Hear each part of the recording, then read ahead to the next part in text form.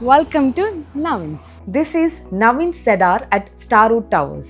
நான் முதல்ல இது ஒரு அபார்ட்மெண்ட்டனே நோட்டீஸ் பண்ணல.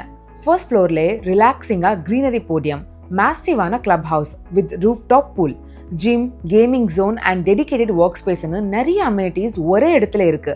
அது மட்டும் இல்லை, இது சிட்டியோட ஹாட் ஸ்பாட்டான மேதவாக்கம்ல இருக்கு. உள்ளே வந்த உடனே பார்த்தேன், இங்கே கிளினிக், கிராசரி, பேங்க்னு எல்லாமே ஆல்ரெடி ஆக்டிவாக இருக்குது. ஒரு சூப்பரான கேட்டட் கம்யூனிட்டினா இப்படி தாங்க இருக்கணும்.